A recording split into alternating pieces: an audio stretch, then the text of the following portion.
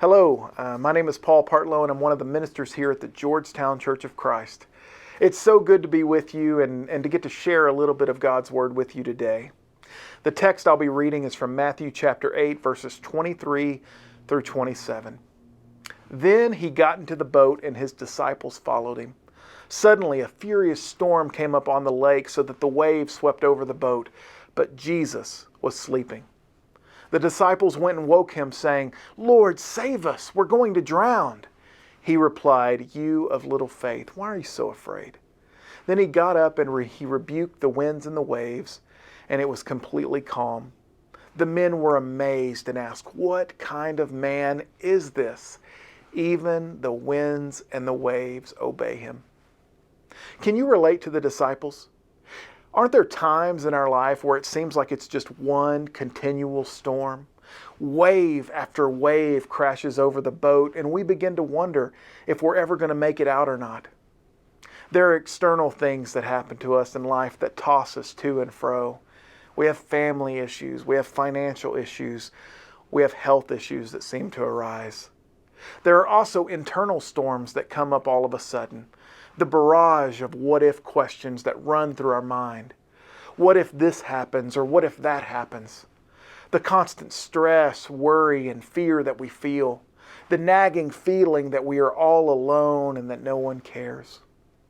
What I want to remind you of today is that God's silence is not a sign of His absence. I want to say that again. God's silence is not a sign of His absence. There have been times in my life where I felt like God is far away, and there are other times where I feel like He's there, but He doesn't seem to be doing anything. Have you felt that before? But what we find is that while it looks like Jesus is aloof to the dangers of the storm and the fear of the disciples, He actually has everything under control. Isn't that comforting? This passage tells us that he got up and He said, "Why are you so afraid? Do you still have no faith?" What He's saying is, don't you trust me? I have found that in my life that it's easy to trust God while we're on the shore, but it's another thing entirely to trust Him in the midst of the storm. What I want you to know today is that God is not absent, but He is near. God is not aloof to our pain, our fears, or our worries. He cares, and He cares deeply.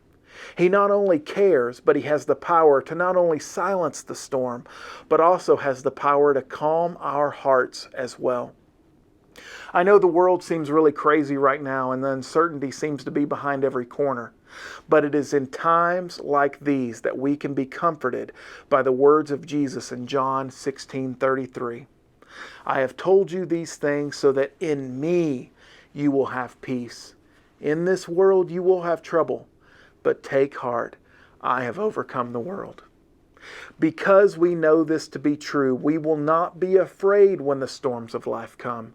We will not be afraid when the winds and the waves wail. We will not be afraid when it seems like our lives are about to capsize, because we know who is in the boat with us, and He is enough. Be blessed.